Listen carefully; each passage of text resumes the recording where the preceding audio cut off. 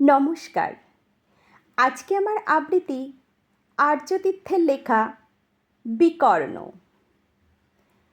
যাজ্ঞসেনী খুলছে শাড়ি, টানছে ধরে দুঃশাসন। দায় ছিল যার গর্জে ওঠার, নিচু মাথায় সে 5 জন। দুর্যোধনের নগ্ন উরু, ইঙ্গিতে তার ধর্ষকাম। হস্তিনাপুর দেখছে বসে, ধ্বস্ত হতে তার সুনাম।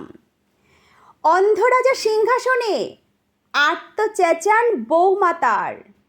নিজের দলের নির্যাতনে সব রাজা হন নির্বিকার।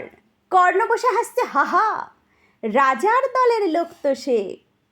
শর্তবিহীন সমর্থনে তাবৎ আরাম সুখ বসে। ভীষ্ম দ্রোণ কিপ নীরব, সরকারি লোক হাজার হোক। রাজার কথাই তোমার কথা, তুমি যখন রাজার লোক। ক্ষয়শকুনি দেখছে সবই, বস্তুত সে ধ্বংস চায়। ঘরের মাটি লাল হয়ে যাক দেশ বিভাগের যন্ত্রণায়।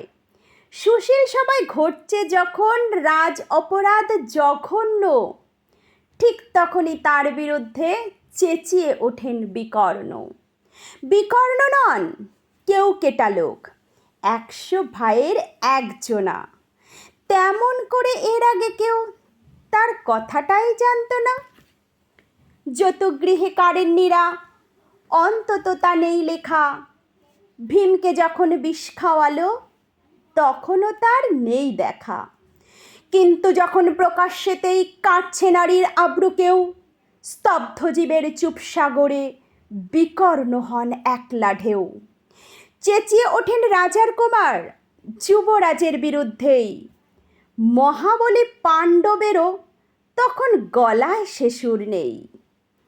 রাজাও যখন নীরব থেকে সায় দিয়ে যায় ধর্ষণে, ঠিক তখনই সমস্ত যুগ বিকর্ণদের সর্ষণে। আমরা যারা কিচ্ছুটি নই, একটি মোটে ভোট কেবল। অত্যাচারের সামনে এলে সঙ্গী শুধু চোখের জল।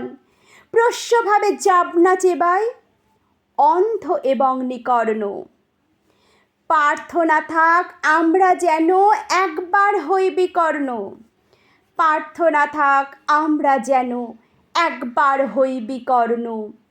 মরার আগে হতেই হবে রাজার সবার বিকর্ণ। নমস্কার।